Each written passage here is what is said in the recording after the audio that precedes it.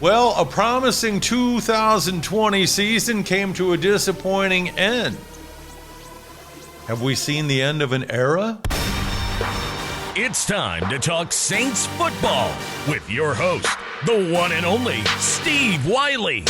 Have we seen the end of an era in New Orleans Saints football?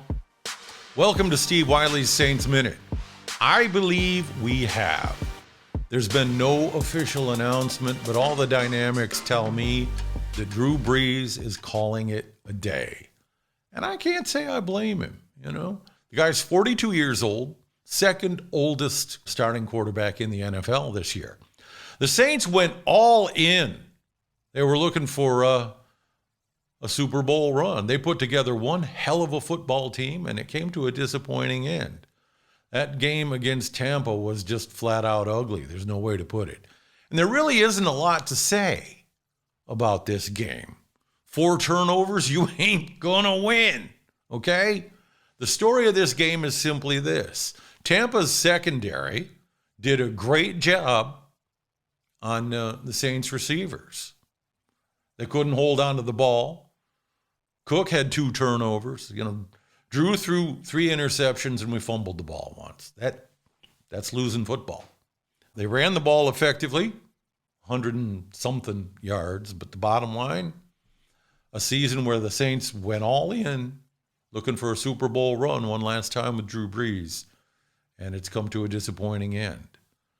The 2021 Saints will likely look very, very different. I imagine it's going to be a much younger team. The salary cap goes up every year, and contracts are structured with that in mind.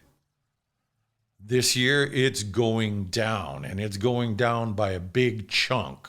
It's projected to go down from $210 million to $175.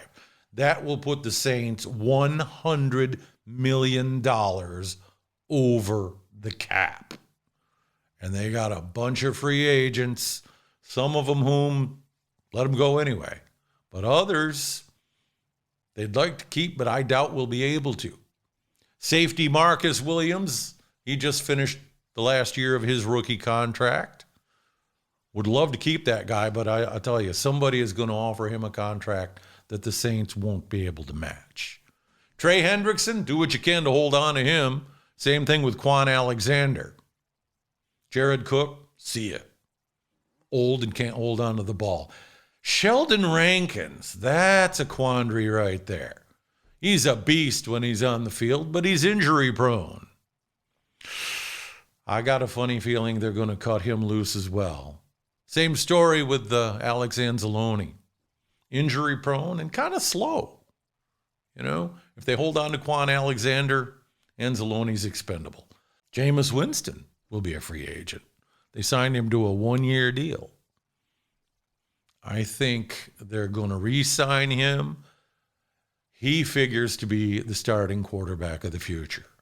And I think the Jameis Winston we see in 2021 will not be the same guy who threw 30 interceptions in Tampa in 2019. This is all strictly my own opinion, speculation, whatever you want to call it. But the way I see it, they signed him to a 1-year deal because Sean Payton wanted to see how coachable he'd be. I have to just applaud and laud Drew Brees. They put Winston in for that flea flicker. I don't think Drew could have thrown it. 11 broken ribs, and he was back on the field in 4 weeks.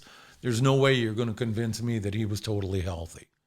I've never had broken ribs, but a year and a half ago, I had my rib cage spread apart for open heart surgery. The doctors wanted me to stay home for 3 months. I was back at work in 6 weeks. That was a mistake. And I didn't have 300-pound guys trying to throw me to the ground. So Drew Brees was not healthy. His 42-year-old body has taken a beating. And my hat is off to that guy. If he's not in the Hall of Fame on his first ballot of eligibility, it's a travesty. In 2005, when he tore up that shoulder in San Diego, I saw an interview clip with Dr. James Andrews. He said, when I opened that up and saw the damage, I said, this guy's got a 1 in a million chance of ever throwing a football again. Miami didn't take a chance on him. The Saints signed him to a 6-year deal right out of the gate. That will ultimately prove to be the best free agent signing in the history of the NFL. That man's determination, his competitive spirit. My hat's off to you, Drew. God bless you. Whatever you do next. And he's going to be fine. He's invested his money well. But I can't say enough. You know, a guy that was given up on, thrown on the scrap heap. The numbers are staggering. Almost 81,000 passing yards, 572 touchdowns, a completion percentage for his 20-year career of 67.7%. And everybody who criticized him and called him noodle arm this year, screw you. Most guys don't last 10 years in the NFL. Most guys don't last 5. He played 20 seasons. As I said, though, I think that the 2021 Saints are going to look very different. Probably going to be a much younger team. You know, they have a tradition of building, addressing need through free agency, and in the draft, they look for the best player available. I think this coming season, you're going to see a lot of youth, probably going to sign a lot of undrafted free agents. And let's face it, they have a knack for finding diamonds in the rough in the ranks of the undrafted free agents. And I did mention the $100 million overage on the salary cap. Michael Thomas is a great player. He also represents an $18 million hit.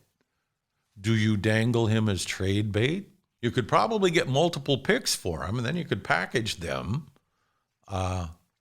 move up in the draft, maybe draft a young gun quarterback. I don't know.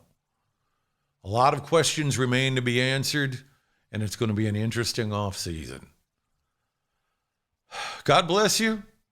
Thank you for joining us for this season, and I'm sure we'll be in touch soon. Thanks for joining us for Steve Wiley's Long Saints Minute. If you like what you've seen, please like and subscribe. We'd appreciate it very much.